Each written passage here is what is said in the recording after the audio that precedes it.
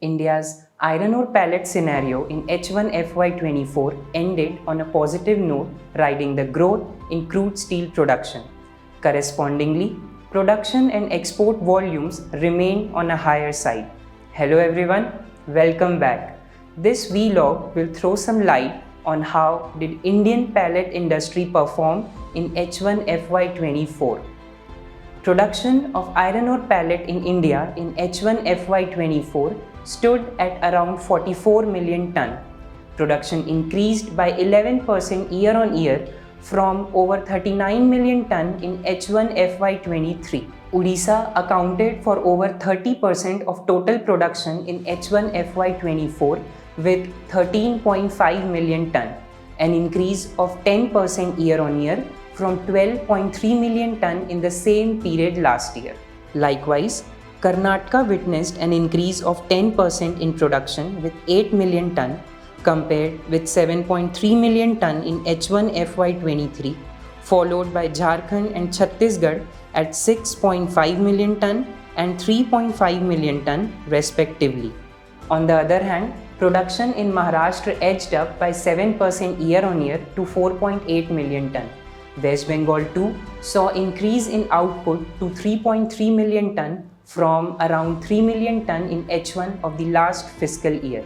JSW Steel, AMNS India and Tata Steel emerged as the top pellet producers in H1FY24 with 12.4 million ton, 6.4 million ton and 5 million ton respectively. India's pellet production has increased parallelly with rising crude steel output. Meanwhile, benefits over usage of sinter, environmental benefits and quick delivery cycles continues to drive pellet demand in India. Meanwhile, India's installed pellet capacity was around 133.35 million ton in FY23, an increase of over 18% compared to 112.55 million ton in FY22, hence higher production. On the other hand, growing shortage of high-grade iron ore lumps reinforces the dependence on pellets. Producers, especially the integrated plants with captive facilities, looking to enhance productivity and energy efficiency have raised the share of pellets in the ferrous mix to 20 to 25%. DRI producers too have increased pellet usage because of benefits such as higher DR clean campaign life, lower specific coal consumption, and maximization of refractory life due to a lack of accretion compared to iron ore lumps. India's pellet exports in H1FY24 stood at nearly 4 million ton, a significant increase of 46% year-on-year as against 2.64 million ton in H1FY23. Out of the total 4 million ton of pellet exports, China alone accounted for 3.23 million ton. Indonesia and Malaysia were the other Asian neighbors which sourced pellets from India, although volumes were no match to those of China's. Rungta and state-owned KIOCL were the top exporters of pellets at 1.2 million ton and 0.8 million ton respectively. DRPL and AMNS India were the other leading pellet exporters. The imposition of 45% export duty on pellets in May last year led to a sharp drop in exports, which fell to nil in September 22. The duties were rolled back in November last year.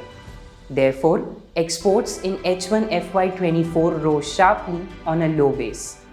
Now, let's talk about some key pellet price and its trends in H1FY24. SteelMint's bi-weekly domestic pellet Fe63 index rose to INR 9,330 per ton DAP Raipur in H1FY24 compared to INR 9,260 per ton in the same period last year. Domestic crude steel production is expected to reach around 135 to 140 million ton in the ongoing fiscal, riding the wave of a strong demand. SteelMint estimates that the country's pellet production is likely to increase 5 to 6% year-on-year in FY24 to around 88 to 89 million ton compared with 84 million ton in FY23.